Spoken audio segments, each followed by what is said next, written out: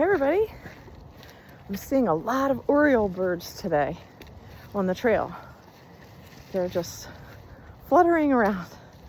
So, I wanted to talk to you about the brain and body connection.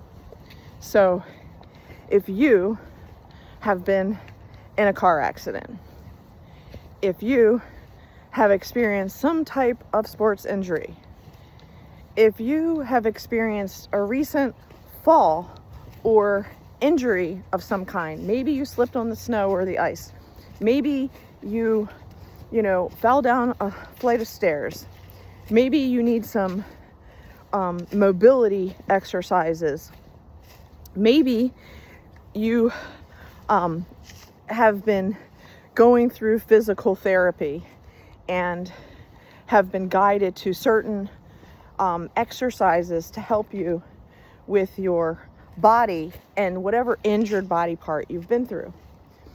All of those things might be a reason for this particular coaching with brain and body. Maybe you're the kind of person that through an accident, meaning car accident or physical accident or injury, you have a traumatic brain injury or a brain injury of some kind. Now, I'm specifically talking about people that are more on the high functioning level, that you're noticing some disconnects with your brain and your body. Maybe you're noticing that you're a little bit slower in your speech, or maybe you're noticing that when you walk, like there's kind of a drag in like bringing your foot forward, as opposed to maybe you walked quicker before and then all of a sudden you're noticing that your walk or the gait of your walk is a little different now after the accident or after the injury. This type of coaching might be helpful to you. So I'm going to share a little bit about my story and how some of the things that I've been through and the long process that I've been through, that you can maybe shortchange the long process that I had to undergo, and maybe you can shortchange the long process that maybe you're currently under. And kind of quick start, how you can make better progress starting today and moving forward. So the first thing is that when you have a car accident, as you probably know, and you're in the hospital, they're gonna pump you up with all kinds of medication. It might be morphine, it might be Percocet, it might be whatever. It might be all kinds of narcotics that are gonna help you feel good because you're in pain, because you just hit your head, or you just had a car accident, or you broke some bones, or you just fell off of a ladder, whatever. The point is, you're in the hospital, and the normal protocol in a hospital is they're gonna give you lots of drugs. Now, they may be medically organized and mandated prescription drugs, but when you're in that hospital and you're full up on those drugs, believe me, you're not feeling the pain because the drugs are masking that pain.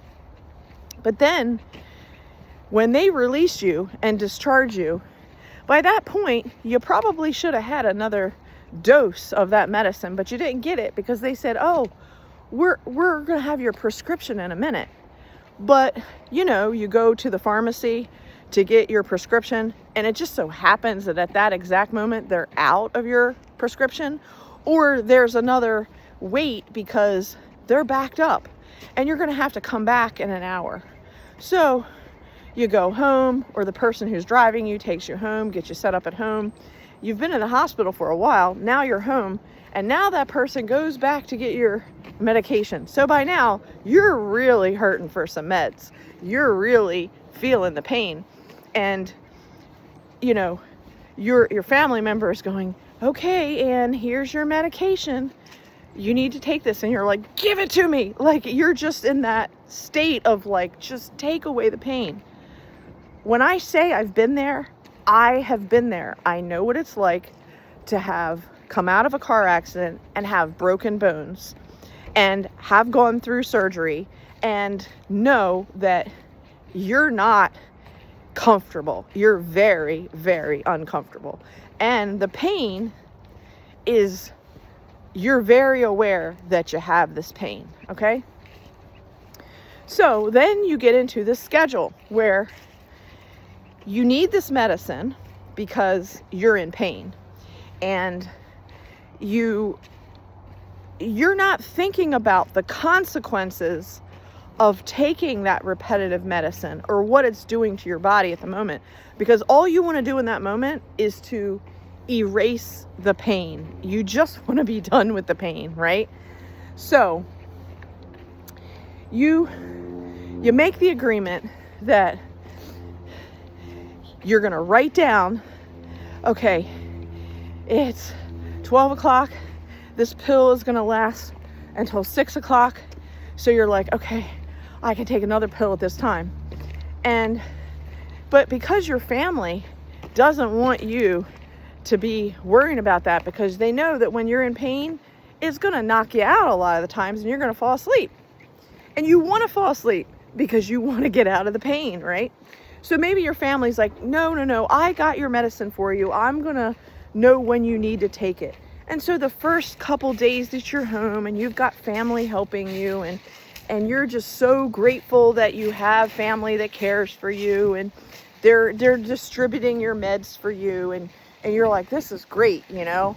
I'm so glad that I have this meds that take away my pain. Well, then what's going to happen is you are then at some point going to have to manage your medication.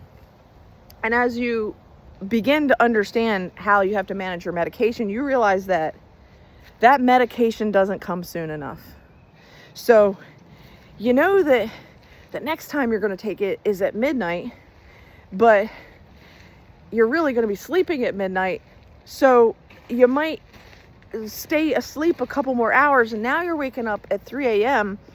And, you know, when you have broken bones, sometimes you need assistance because maybe you're on crutches or you're non-weight bearing. So all of those other variables play into the fact that, where are the medication pills?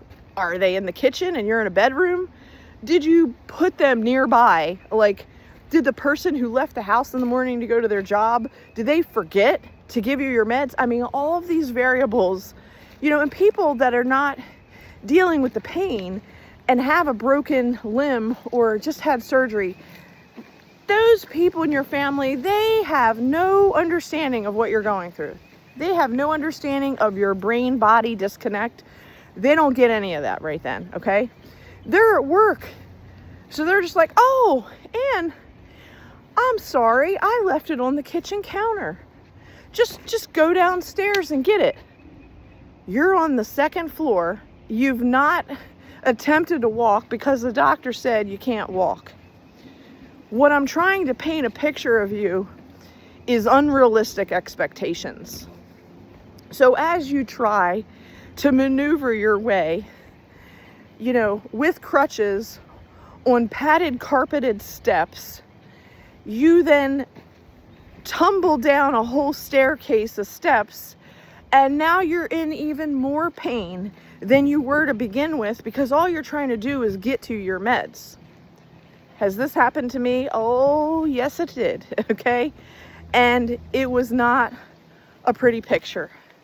So you finally get your way to the kitchen and maneuver up to that counter, and you realize that for where it is on the counter, you still now have to backtrack towards where the refrigerator is to get, you know, a glass of orange juice or whatever you're going to get out of the fridge to assist you in that moment. But the reality is, you have not ever had to carry something out of the refrigerator on crutches. So you're now trying to carry this and balance this on the crutches just to move it a little bit to the counter. And then guess what? The orange juice container drops out of your hands. It splatters on the floor. You try to reach down to pick it up. You accidentally hit your foot and your leg on the chair that's in close proximity to the counter. And now you're in even more pain because you just hit, you're injured. Do you get the picture? The point is, other people that have not had a serious car accident with serious physical injuries do not comprehend how difficult it is to get from one floor of the house to the next. They don't understand that you can't prepare your own food easily. They don't understand that the effort that it takes you to move your body after such a serious car accident, that you can't navigate those steps several times a day. So what that means is that you really need to be set up on one floor. You really need a bathroom, a bed or a sofa, and some kind of little fridge or a bottle of water and your meds in one spot. You need easy access, super simple, very, very close proximity. And that is where you're going to exist until you remake the brain and body connections in your body, and until you're proficient at it. But trying to force yourself into climbing several flights of steps on crutches the day after you just got out of the hospital, after being hospitalized for several days or a week or whatever, the point is, that's an unrealistic expectation. Now let's talk about the medication and its side effects. The medication, although it does take away your pain temporarily for a certain amount of time, in hours, okay, it is gonna, by repetition, start to not work as efficiently, which means that instead of it working for 6 hours, it's only gonna work for 4. But the medication says you can't take it again until 6 hours. So that 2 hours, you're in miserable pain until you can wait until that next time zone so that you can then take the medication again. The other thing is you're going to have side effects from the medications. That might be constipation. It might be diarrhea. It might be headaches. It might be dizziness. It might be hallucinations. It could be a combination of all of the above, okay? So your physiology and your medical whatever to that particular medication can vary. But if you're very sensitive to prescription drugs, you might be, again, put in a situation with unexpected circumstances. And now, not only are you dealing with the physical injury of having broken body parts and being able to, you're trying to navigate on crutches, and now you've literally just crapped yourself in your underwear, and you're like now like in a comic strip of your life because you are like, oh my gosh, like my clothes are upstairs and I don't have anything down here, and now I'm sitting in my own crap because I don't have anything else to wear. The point is, these are real life circumstances for people that have dealt with serious car accident and physical injuries. And the people that you were living with within your family are not realistically or logically understanding all of the things that you need right near you in proximity that is easy to access. So what I learned was I need a little knapsack that just goes on my back, or a sling knapsack that goes on my front, whatever. I need a knapsack so that I can carry my phone. Because how many times did I try to hike those steps between where I was supposed to be sleeping in a bedroom, and then I get downstairs and realize I don't have my phone with me, or I left it or dropped out of my pocket on the steps and I didn't even realize it. So what I'm saying is all of these variables can put such a strain on your day when you're heavily medicated, when you're trying to heal from injuries, and when you have serious pain. After this phase, and you start to, let's say, get to a point where the medical doctors now say, oh, we're not going to renew your prescription of narcotics. And now you're like, what do you mean you're not going to renew my prescription? But I need my prescription because I'm still in pain. And they say, nope, sorry, you can't get any more. And so now you go through withdrawal. So you're going to have the chills and the fevers and the detox symptoms because you've been on this drug for a while now, and now you're being titrated off of it and your body is not happy. And so then it takes approximately 6 months per toxic medication that you've been on to fully get out of your system. So if you were on several pain medications, and this one does this and that one does that, and you need to take a suppository or a laxative in order to deal with that one because it constipates you. But then when you take that one at this time, you have the opposite effect. What I'm saying is it becomes this medication management. And meanwhile, you're just trying to deal with the pain. Once you start to handle, I'm going to say, portions of pain, and what they tell you is now you're going to have to deal with it with Tylenol, and you're going, how am I going to deal with pain from Tylenol after having a serious narcotic? But you go through that phase, and after you go through that phase of just dealing with Tylenol, you finally get to a point where you understand that if you're using the crutches to this particular amount of time, you're done. Like, you need to rest. Like, that's your limit.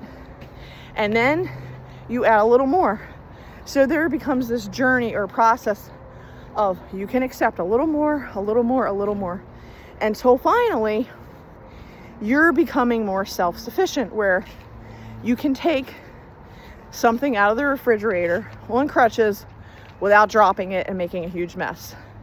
You can manage your pain, and you know that you need ice packs, you need heating pads, you need a bathtub when you're allowed to soak, your actual injury after the cast is off. There's all this timeline for all this stuff. So you finally get to the point where, okay, you can manage the pain.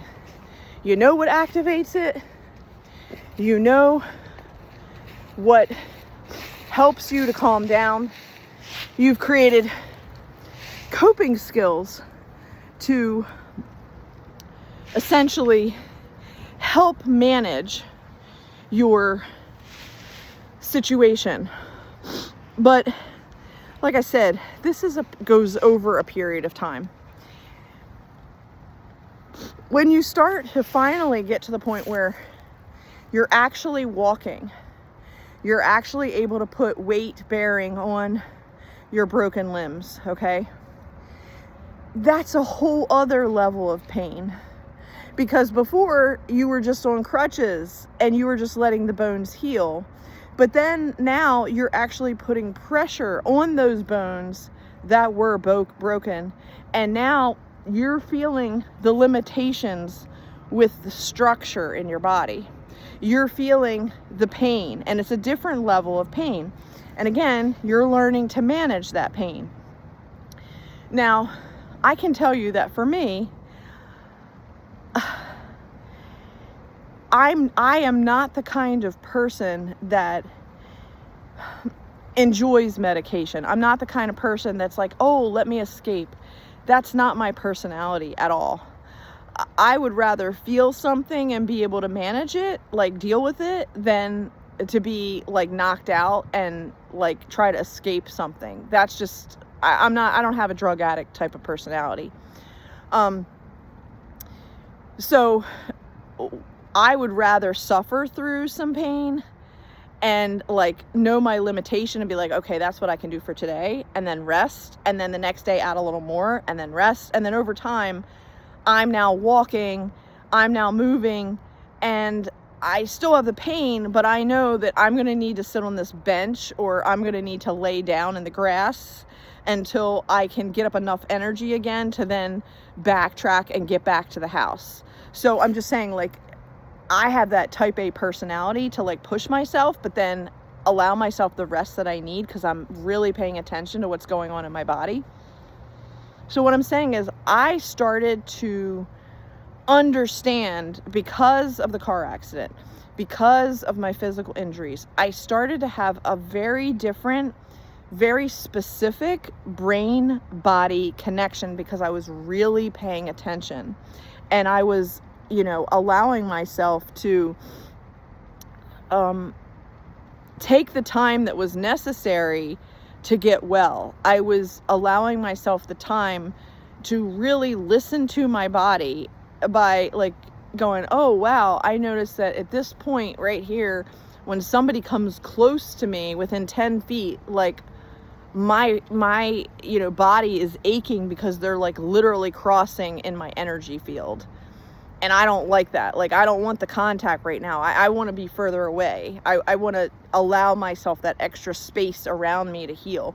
So if somebody was like, hey, do you want to eat dinner? I would be like, if you could just sit this on the table for me right there, and I'm going to eat in my room. I don't really want to come to the table and be around people right now, because then when I'm in close proximity with all these other people, I've kind of got a hole in my energy field that's still not repaired yet. I'm still working on repairing that energy hole. And so therefore I am so sensitive to the fact that somebody just walked past me, and then that activates my pain sensors because I'm still trying to heal. That's how deeply intuitive and paying attention I became because of this car accident.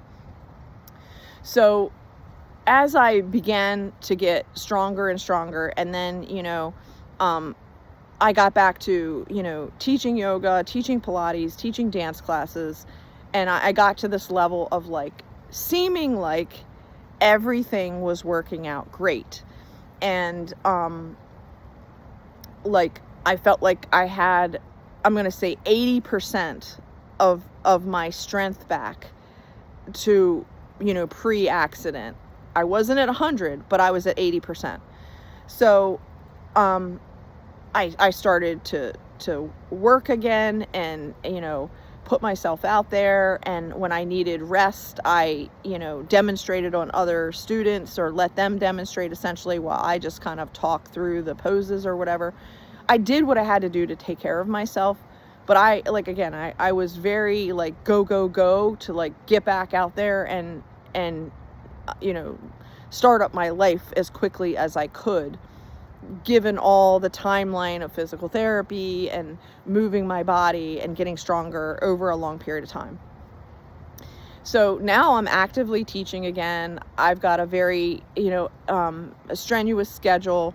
I'm teaching like 35 classes a week, and they're like power yoga and, just very intense classes a week. And I did this for approximately 4 years straight, like just growing. My business was growing. Everything was fine. So it seemed. Okay.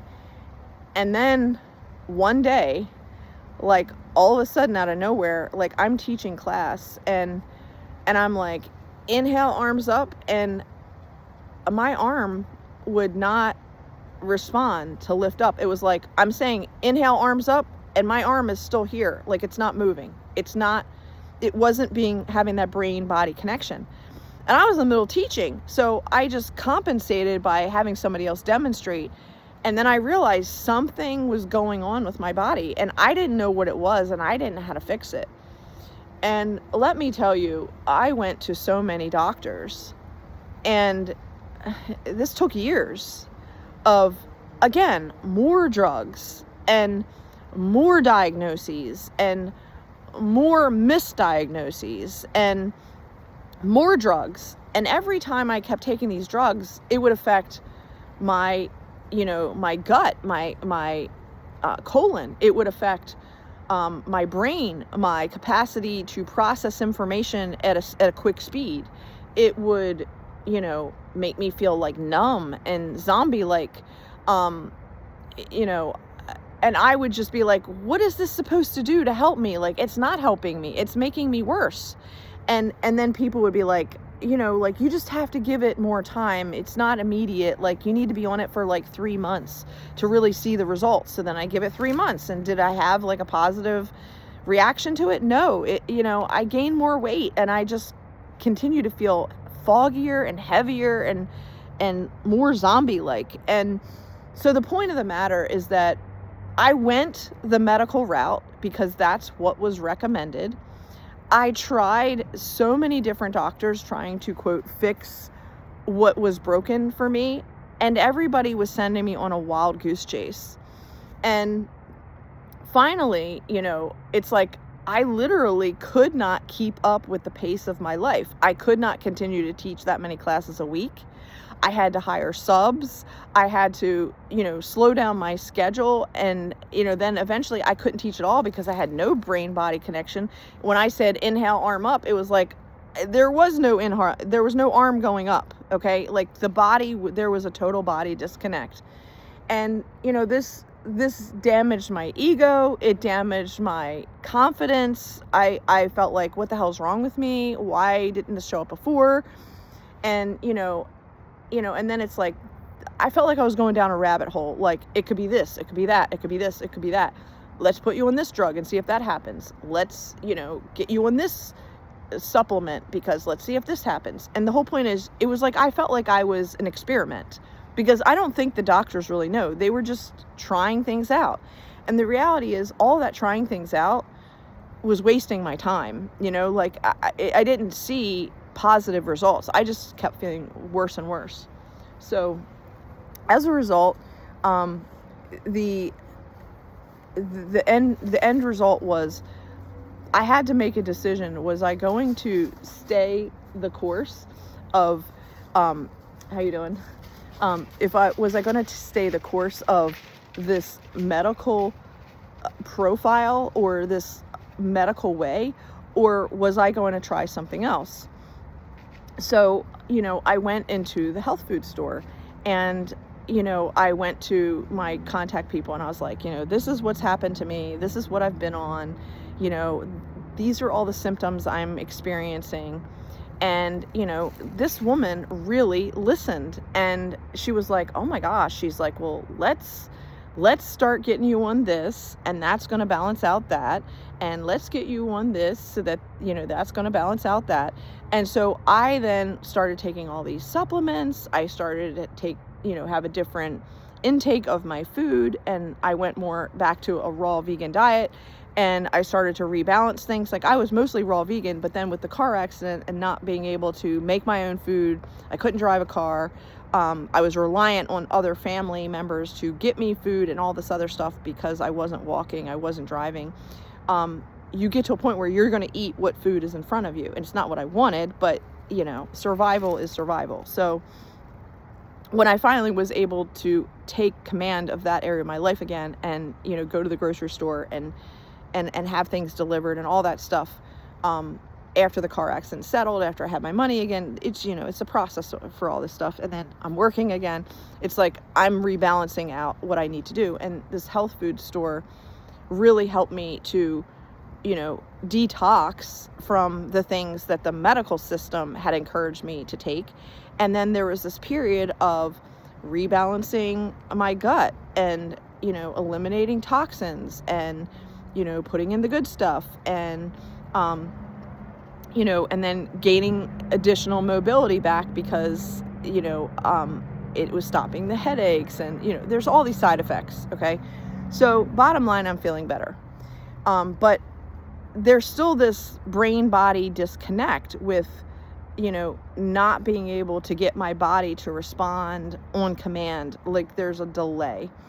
And so again, I'm going to other specialists, and eventually I end up in a brain study. And, and it's like, it's for the insomnia, and, they want to hook my brain up to these, brain map things, and they're going to have me watch these videos and watch my emotions and record all this stuff. And then there's certain times I have to do like a sleep study, and then like they're monitoring when I sleep. And, so I'm doing all these, things in the medical community regarding my brain. And finally they're like, you have a disconnect with your brain, and that's why your body's not responding. And I'm like, well, how do we fix it? And they're like, well, we don't have like an exact formula. You're just going to have to try this and try that. And I'm like, oh my gosh, when is this going to end? Like, isn't there some formula? Don't you have any case studies of like what worked? So I went on this journey where, I'm going to this certain type of behavioral modification therapy, in addition to having all these brain maps done on my brain, and recording what I eat, and recording when I go to bed, and recording what I did during the day, and then bringing in my calendar and talking about what I did this day to that day. And then they would look at all the brain scans, and they would see a pattern, and then they would analyze them. And so one day they're like, again, like, bring in your calendar, we need to have a discussion. So I bring my calendar in, and they're like, what did you do on this day?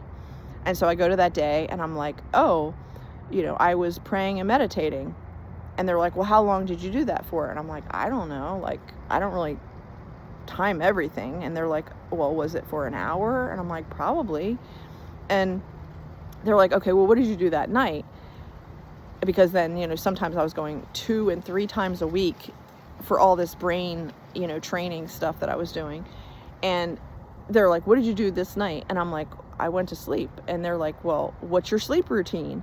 And then I'm like, well, I took a bath, the Epsom salts with lavender, and, I dimmed the lights, and I wore a sleep mask, and like, I'm all the details of every single thing. And they're like, yeah, but like, did you listen to music? And I'm like, I think I had a sound machine on. And they're like, okay. And they're like, well, what happened on this night? And, and I go through all this, and I'm like, and they're like, well, did you listen to any music that night? And I was like, yeah, I listened to scripture with music. And they're like, what scripture? And I'm like, I don't know, like Psalms or something. And they're like, your brain is rewiring. And I'm like, okay. And I'm like, what does that mean? And they're like, keep listening to what you're doing. Like, what you're doing is working.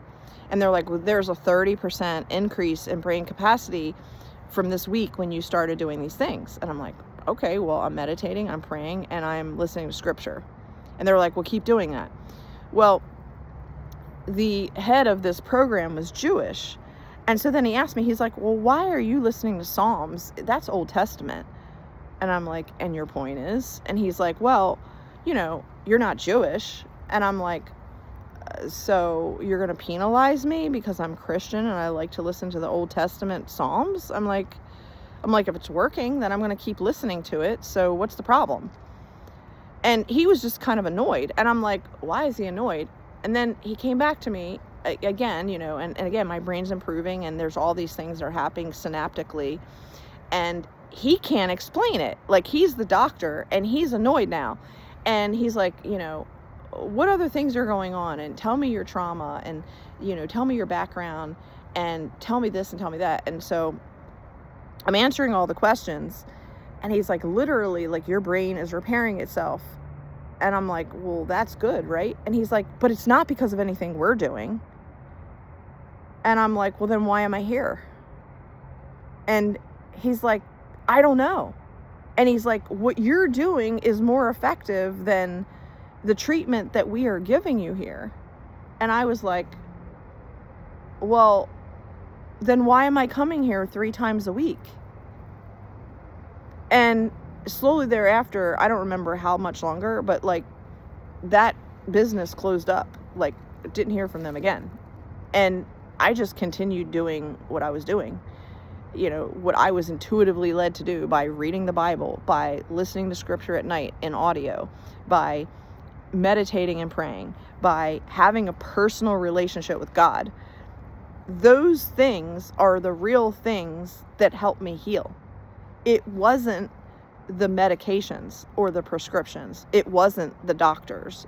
It wasn't the brain doctors. It wasn't all of the psychotherapy and whatever. It wasn't that. The thing that really truly helped me was having a personal relationship with God Almighty and having a relationship with Jesus, Yeshua, the Son, and receiving that Holy Spirit in my heart, and having simple, humble prayer that was like, hey, God, I'm suffering here with all this car accident, feedback, and help me overcome this, and help me be able to regain my life, and help me to be able to, move forward in some way. I don't know how yet. Like, help me to figure out a path for my life. So what I'm getting at is, there's a certain level that I got to, okay?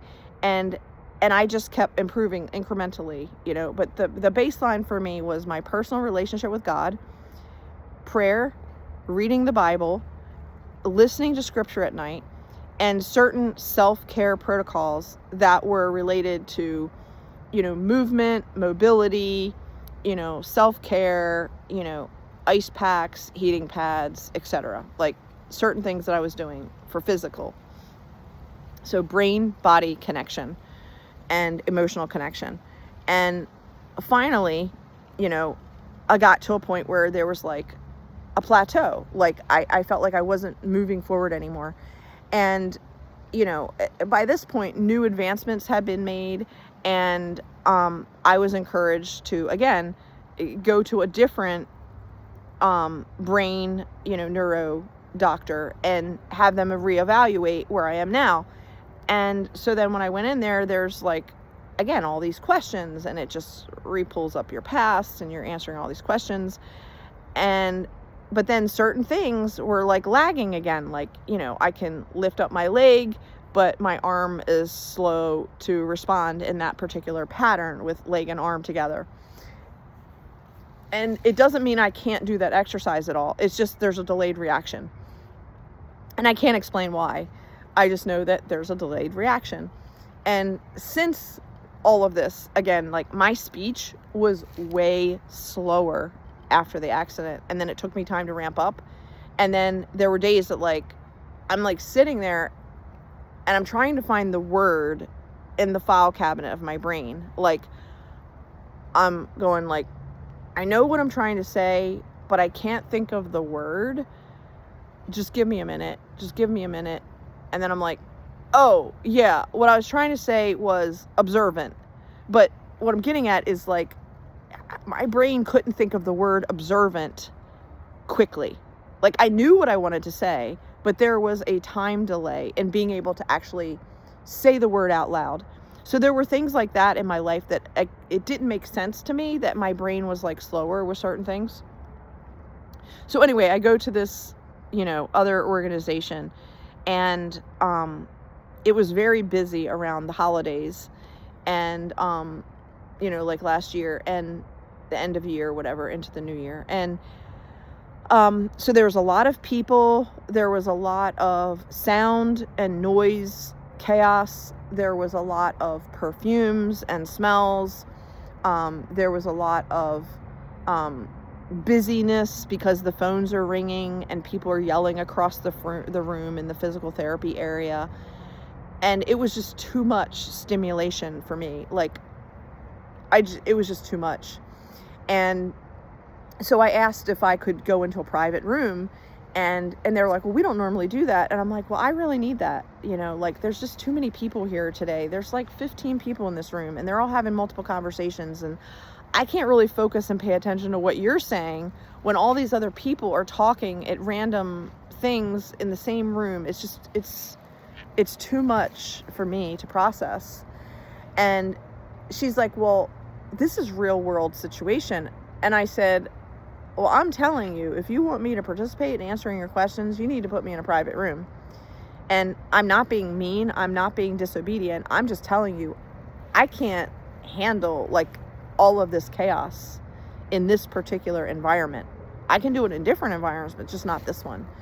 And so I get in a private room, and once I was in a private room, they dimmed the lights, and there was like a massage table in there, and the temperature of the room was different, and it was just me and the person that they were working with, and they're asking me now to do these tasks, and I could 100% focus, hear what they were saying, process it, lift my arm at the right moment, lift my foot at the right moment, like understand the instructions and respond by following the directions appropriately. But then if you put me out in that room with all that noise again, like I could not hear what they were saying. I couldn't process what they were saying. It's like my body didn't want to respond in those chaotic environments. So what I'm trying to illustrate is that, when you have a car accident, when you have a brain injury, when you are trying to deal with these unknown factors, that there's no like exact protocol for your particular situation. Like you are literally trying to figure it out one day at a time. And, the people that are on your journey with you, like they're pointing to, well, for today, let's work on this particular portion and these particular skills today. And then let's see how you do on your own with your homework to practice these skills. And then we're going to reevaluate, and then we're going to shift the program. So, there are many things I worked on, like balance and eye coordination and hand-leg-eye coordination and sound coordination and, reflexes and, being able to handle weight or stand on one leg and balance. I mean, there's all different things that we worked on. We worked on being able to recall a bunch of names in a certain order, and, whether I remembered all those things or if I leaved certain items and words out and omitted them altogether because I just don't even remember even hearing the words, right? So it was trying to understand my brain and body coordination when it worked, and trying to understand my brain and body situation when it didn't work and why. And so what I'm getting at is that it's kind of like a tailored, personalized, figure it out program. Like, you have to be willing to investigate the possibilities for yourself.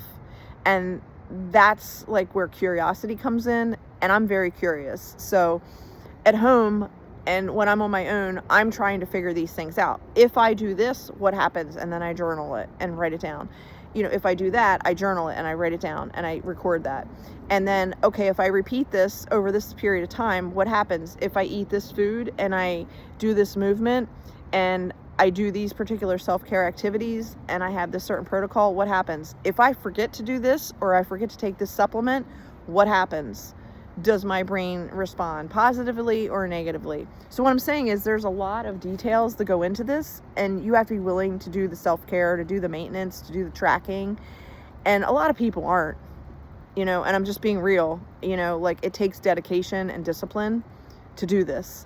And I did this for, several months, going to this other organization and trying out all these different things. And during this busy season of the holidays and what have you.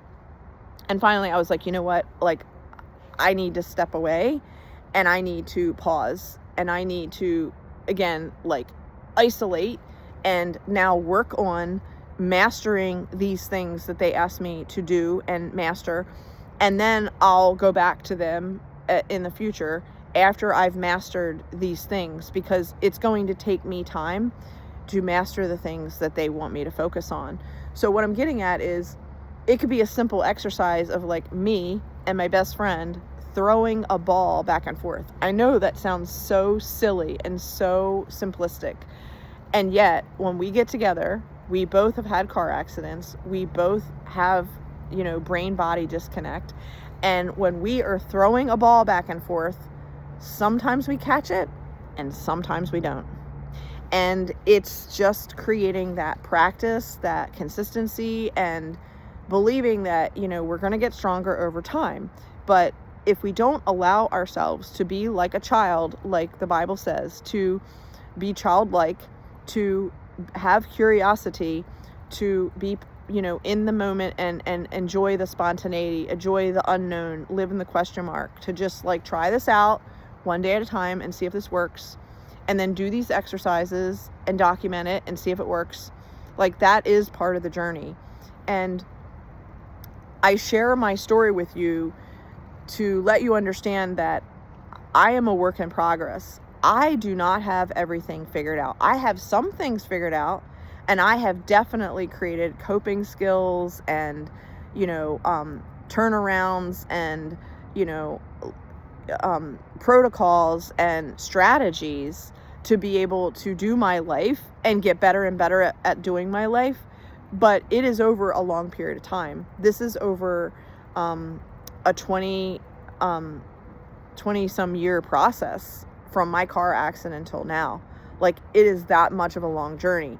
And what I'm getting at is, if you were in the midst of the medical portion of your journey, and all of your journey has been prescriptions, medical, doctors, and your body's inflamed, you're overweight, you might even be obese, you're not eating appropriately, you feel like you don't have enough energy, you're in mental fog, you might need a detox, and I'm not going to say it's easy. It's simple to follow, but it's not easy. Like, it's going to be uncomfortable. You're not going to like it when you're in it, but it is necessary, right? If you really want to get through this. Detox is part of the process.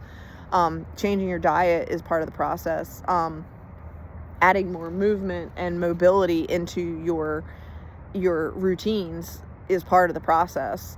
Doing homework and writing things down and keeping a journal is part of the process for you to really understand you and make changes about, like, where you were and where you are and where you want to go. And it's up to you, whether you're going to be committed and disciplined to do it. Now, I can tell you that if you want to start that process with me, I have a bunch of tools. I have a toolbox. I have strategies. I have coping skills. I have real life experience, like going through this, having a brain injury, dealing with the difficulties of learning how to speak again and communicate effectively again, like learning how to move my body again after the brain and body had very delayed reaction or no reaction at all. Like, it has been a journey. It has been a process. And no matter where you are on your journey, if you want help to level up and get better, like, I am here to be for you and to help you through this process as a life coach, as, a brain body coach, with my background as a yoga teacher, a Pilates teacher, a dance teacher, a fitness trainer. Like, I understand the body. I understand the body systems. I have certifications, many certifications in, massage work, body work, understanding energy systems, psychotherapy, cognitive behavioral therapy, EMDR, like all of these various techniques that I myself have put myself through. And I am a trainer and a life coach that can administer those particular techniques to my client to help them where they are to get unstuck and to continue to move forward. There is no like absolute formula. It's you start with today and you keep moving forward. And if this is something that you are interested to participate in, or you know of someone in your family or your friend that has gone through a terrible accident, car accident, or physical injuries, or has some kind of traumatic brain injury, or even has just been through serious trauma from narcissistic abuse or physical abuse, emotional abuse, sexual abuse, if you know of someone that has gone through those types of things, a lot of times there is a disconnect with the brain and the body. And then there are certain symptoms that start to show up. Detox is part of the process. Movement and mobility is part of the process. Eating clean and creating new habits is part of the process. And I encourage you to, there's